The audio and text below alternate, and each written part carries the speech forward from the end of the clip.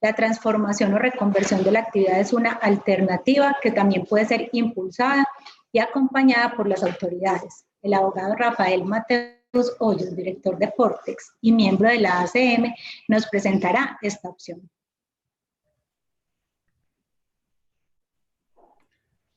Bueno, muy buenos días. Un cordial saludo a todos. No sé si me están escuchando. Perfecto. Okay. Sí, perfecto. Ok. Primero que todo, pues un cordial saludo a la señora viceministra Sandra Sandoval, con quien tuvimos la oportunidad de vernos en los procesos de formalización que hemos acompañado desde Portex. Al secretario de Minas, apreciado Jorge, un cordial saludo. Un agradecimiento muy especial, Luz María, a ti por la invitación y por la inclusión en este grupo y la permanencia en este grupo. A todos los miembros de la Iniciativa por la Minería, con quienes comparto esta iniciativa. Y un saludo a Juan Camilo Nariño, presidente de la ACM, a todos los alcaldes que se encuentran en este momento aquí escuchándonos, a todas las autoridades municipales, departamentales, representantes y senadores. Yo les voy a hablar desde la experiencia propia, personal, como Rafael Mateus, pero también como Portex. En Portex tenemos la iniciativa de Monitor Minero, y particularmente hemos hecho ya 2 versiones de Monitor Minero en Antioquia, en donde evidentemente el capítulo que nos hace falta es el de formalización.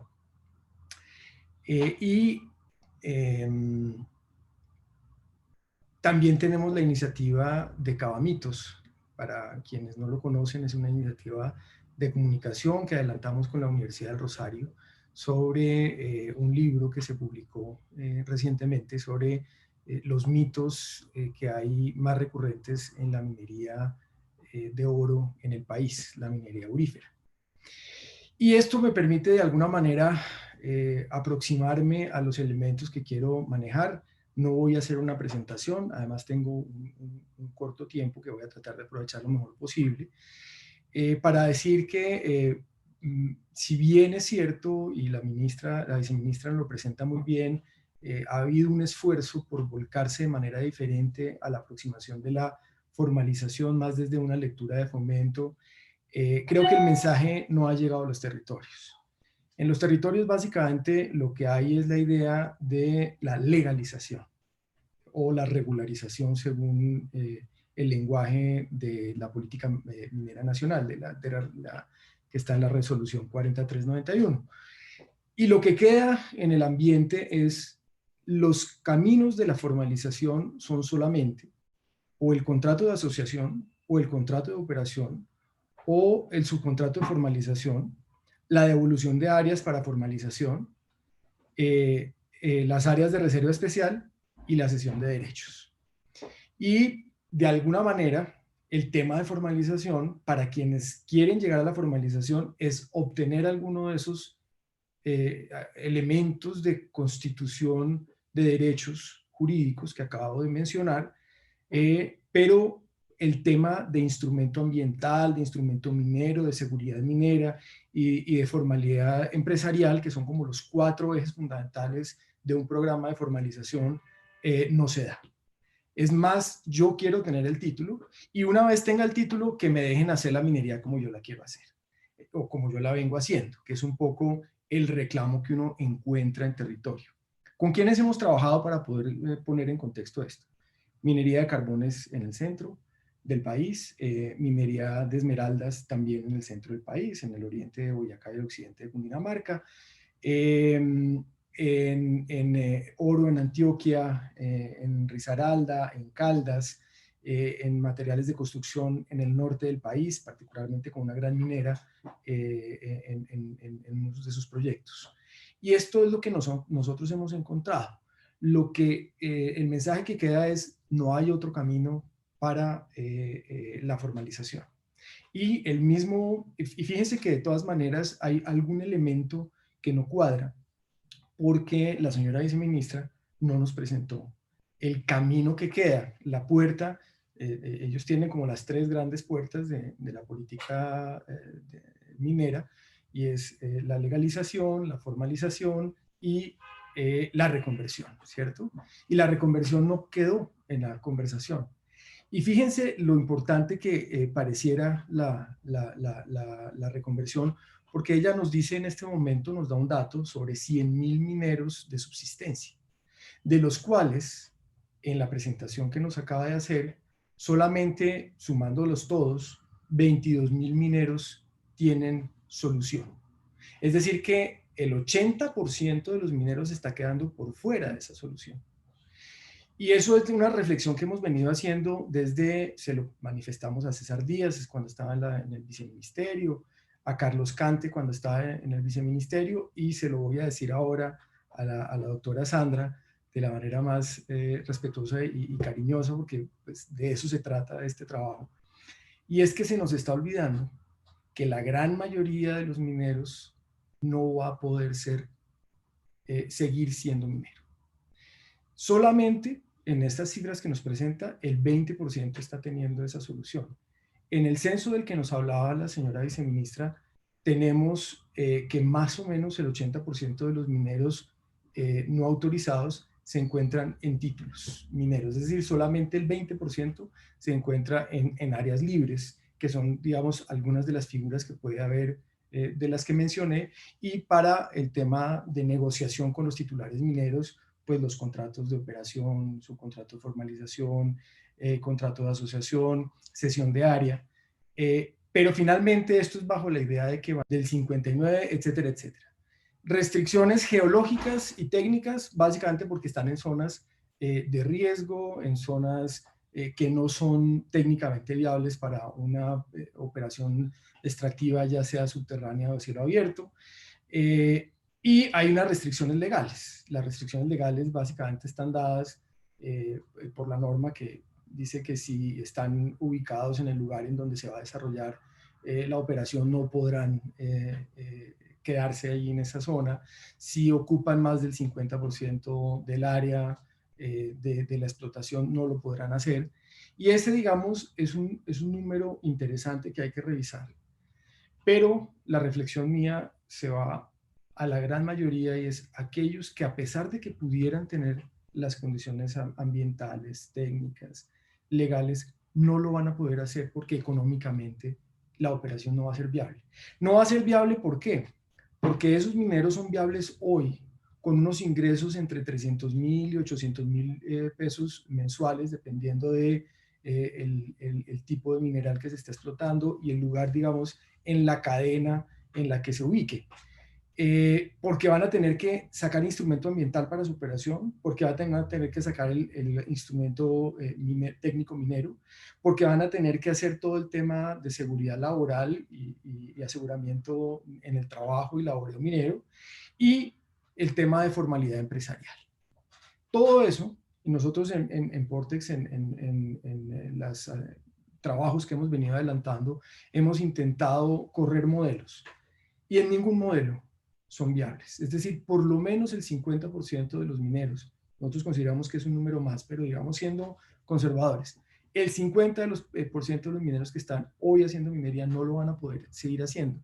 Y el mensaje puede ser altamente frustrante si se les dice que sí lo van a poder hacer. ¿Por qué? Ya hemos tenido en la memoria, me caben, desde el siglo pasado ahora, 4 grandes iniciativas de formalización, todas frustradas. Todas frustradas. Y cada vez el mensaje que está quedando en los mineros es el Estado no nos va a ayudar, y lo que nosotros necesitamos es montarnos en un modelo que nos permita hacer lo que estamos haciendo.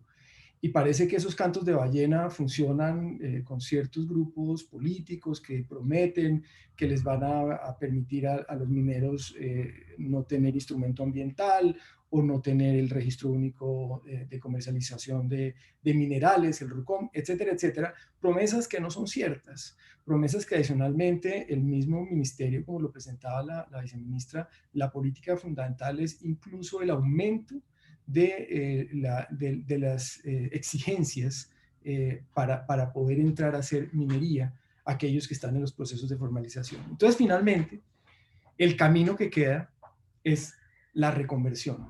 Pero fíjense que la reconversión no está ni en la presentación de la señora viceministra, y había una parte, y lo digo, el señor secretario de Minas, Jorge, lo tenía allí y muy amablemente me dejó el espacio para poder conversar sobre ello.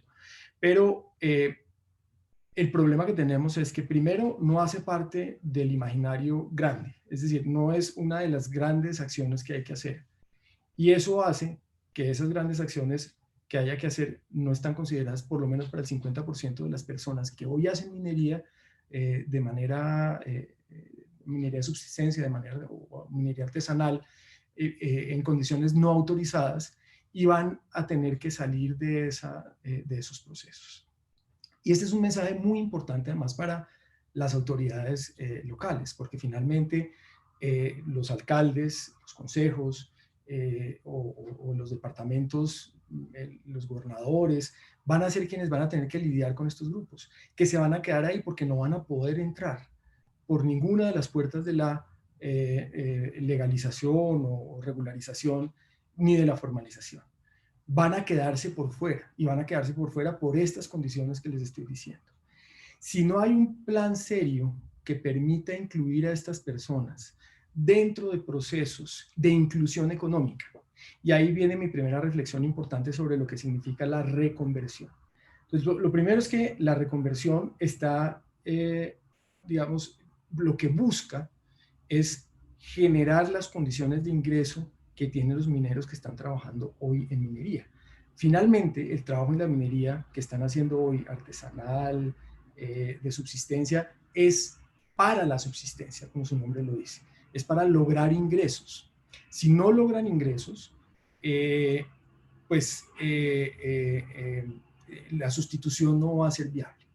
Se van a quedar haciendo la minería. Y va a haber un grupo de personas formalizadas y un grupo de personas que van a seguir haciendo minería no autorizada. Y ahí es importante en qué títulos están, quiénes son los titulares de los lugares en donde se encuentran los mineros motorizados. Aquí nos han, digamos, mencionado los grandes, que son proyectos interesantes, que tienen apalancamiento y recursos, pero hay que recordar que la mayoría de los proyectos exploratorios, que son los que van a venir a futuro, son hechos por empresas junior. Y ese es el modelo de la exploración. No es una cosa mala, no es que las junior no sepan, no es que las junior no... Es que el modelo el modelo de la cadena en el mundo son un grupo de empresas que hacen exploración, que encuentran los yacimientos, que los hacen viables, que los modelan y finalmente los grandes compran ese proyecto. Así funciona este negocio y hay que entenderlo de esa manera. Quiere decir que la gran mayoría de quienes están haciendo exploración hoy son los que están teniendo las dificultades con los titulares no autorizados, con los mineros no autorizados en los títulos en los cuales están haciendo exploración. Y no tienen los recursos que tiene Mineros, que tiene Continental, que tiene Gran Colombia, que tiene AngloGold Ashanti, que tiene B2Gold. ¿Por qué? Porque el modelo no es ese. Entonces, aquí vamos a tener que encontrar caminos que nos permitan financiar este proceso y no recaer en el error de pedirle a la minera que, además de una serie de restricciones presupuestales que tienen las juniors en los procesos exploratorios, pues hay que sumarle este tema del proceso de formalización o de reconversión. La invitación. El proceso de reconversión debe ser un proceso orientado a sustituir ingresos. No, si el proceso no está orientado a sustituir ingresos, sino a generar ingresos complementarios, con proyectos de ingresos complementarios, no va a funcionar. La gallina ponedora, no sé, huertas sustentables, eso no va a funcionar, porque finalmente eso es lo que sucede hoy. Los mineros de subsistencia y los mineros artesanales hoy tienen actividades alternas. No solamente son mineros, o son agricultores, o tienen actividades pecuarias, o son parte de alguna cadena, alguna de las zonas cafeteras o de caña, dependiendo de la zona en donde estén. Entonces van a la recolección de algunos de los productos agrícolas que hay en la zona, y eso hace compensación de los ingresos. Entonces, la primera recomendación, los proyectos de sustitución deben sustituir de manera integral los ingresos de las empresas. Deben, y la gran recomendación, así como para la formalización hay un proceso de caracterización, para el tema de reconversión debe haber una caracterización, llámelo censo, caracterización, llámelo como quiera. Y en ese censo ustedes tienen que identificar las edades de las personas que están vinculadas al proceso minero, porque es distinto trabajar con poblaciones entre 18 y 25 años que están comenzando la vida, que tienen proyectos distintos, que probablemente todavía no han constituido familias, a personas de 26 a 40 o 45 años que ya tienen familias constituidas, que tienen unos intereses distintos, que tienen una formación académica distinta, y aquellos que superan los 45 o 50 años porque ellos ya están pensando en una recta final, y ahí hay unos temas muy, muy complejos sobre el final de la vida de los mineros que no han tenido un trabajo formal, que no han tenido protección social, cómo lograr condiciones de protección social para estos mineros en su edad equivalente a la de pensión. ¿Cómo revisar el tema de la vocación? La vocación de estos mineros es una vocación única. Habrá que ver cuáles de ellos se quieren quedar trabajando definitivamente en la cadena, cuáles tienen proyectos también agrícolas compensatorios o proyectos pecuarios compensatorios u otro tipo de proyectos. ¿Cuál es la vocación de la región? Eso es fundamental, entender la vocación de la región, porque el encadenamiento de procesos productivos tiene que hacerse de acuerdo a las vocaciones económicas de la región. Puede que la tierra sea muy buena para sembrar orellanas, pero resulta que las orellanas se compran en Europa y en los restaurantes importantes en Medellín, en Bogotá, en Cartagena, las orellanas no se van a poder cultivar y vender como se vendería la misma producción o de oro, de carbón o de material de construcción. ¿Y cuáles tienen otros proyectos productivos? ¿Y cuáles son esas vocaciones y cómo son los encadenamientos que hay allí? ¿Cuál es el nivel educativo que tienen? El nivel educativo es fundamental para poder entender cómo tratar de manera diferencial la población que entraría a un proceso de reconversión. Y ojo, hay que entender perfectamente cómo son los ingresos de estas poblaciones. Estas poblaciones tienen unos ingresos diferenciados, de la misma manera que los tienen los ingresos en el sector agrícola. Entonces, ¿aquí quiénes hay? Generalmente están los propietarios de tierras y los propietarios de entables. Ellos tienen unos ingresos mayores porque reciben ingresos por el proceso de beneficio en el entable o por el uso de la tierra en superficie.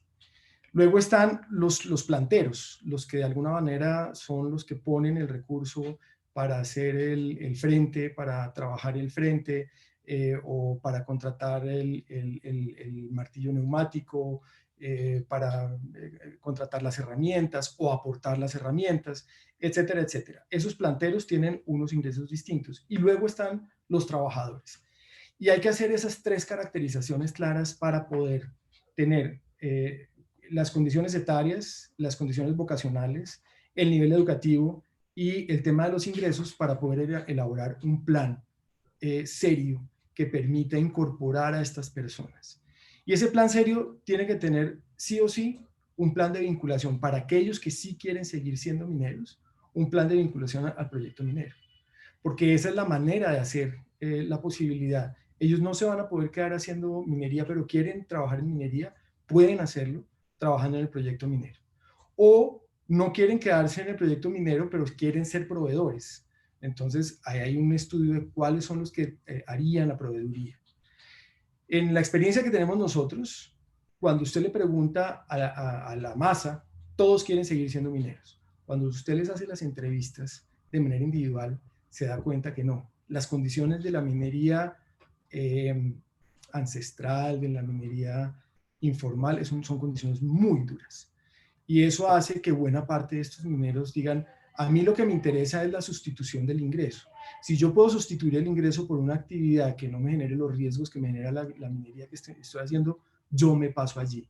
y eso lo tenemos estadísticamente comprobado en todas las caracterizaciones que hemos hecho en todos estos proyectos mineros en los que hemos trabajado para el tema de formalización o de sustitución. La proyección de proyectos productivos o como proveedores o como independientes, y por supuesto un proyecto de formación, de educación. Hay que dar la educación para llevarlos a la educación formal. Buena parte de estos personas que hacen parte de este colectivo no tienen la formación, no tienen educación formal, probablemente hayan tenido primaria o algunos bachillerato. Entonces ahí hay que otorgarles la oportunidad para lograr esos niveles. Y también la formación vocacional, dependiendo de si van a entrar a ser parte de la cadena del proyecto minero o van a entrar a ser parte de los proyectos productivos. Necesitarían formaciones vocacionales. Y por último, unos auxilios de recursos. Y esos auxilios de recursos plantean el reto más importante de este modelo, y es quién financia este tema si no se ve financiado claramente en la política de formalización o en los procesos de formalización en el departamento de Antioquia. Aquí hay que acudir y hay que recordar la responsabilidad que tienen las autoridades locales.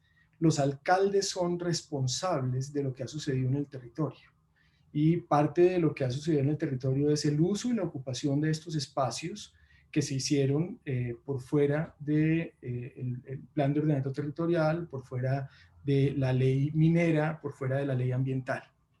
Luego están los departamentales, por supuesto, que también tienen una responsabilidad sobre ello. A nivel nacional está, por supuesto, la Agencia Nacional de Minería y está el Ministerio de Minas. Y no puede ser el apoyo única y exclusivamente sobre capacitación en las formas de formalización, que es algunas de las respuestas que, por ejemplo, nos han dado en algunas de las mesas de trabajo. Tiene que ser justamente para el cambio de vocación, no para continuar siendo mineros. Ahí hay, por ejemplo, unos elementos para echar mano, el acuerdo con el SENA, que me parece importantísimo, pero no solamente para laboreo minero y para trabajo minero, sino para todas aquellas vocacionales que se requieren para formar a la gente que va a hacer la reconversión. Y por último, por supuesto, la participación de los titulares. Los titulares tienen que hacerse parte de este proceso, entendido de esta manera como parte de la solución y no buscando única y exclusivamente los caminos que, esos 6 o 7 caminos que la ley de formalización o las normas de formalización nos han traído. Yo quería dejar esta reflexión básicamente por la preocupación que tengo sobre la incapacidad que estamos demostrando de no incorporar a la gran mayoría de los mineros que hacen minería hoy de manera informal o no autorizada y que no van a poder seguir haciendo este trabajo y que les estamos haciendo creer que lo van a poder seguir haciendo. Ellos deben entender, y un trabajo adecuado, digamos, doy fe de ello porque hemos hecho ese proceso en varios lugares del país, en donde los mineros, cuando encuentran un proyecto serio, unas empresas serias y unas entidades comprometidas con el proceso de reconversión va a ser posible y va a mitigar la posibilidad de frustración que pueda generar el no hacerlo como lo estamos sugiriendo. Les agradezco inmensamente, espero no haberme extendido demasiado y haber dejado algunos elementos de reflexión para el día de hoy, Luz María y todo el grupo de la iniciativa de minería sostenible. Mil gracias. Apreciado Rafael, muchísimas gracias. Bueno, vamos a tener las presentaciones de las empresas mineras que ya de los éxitos en formalización minera, que también vamos a escuchar los éxitos en Sotonorte, que ya las introducirán José María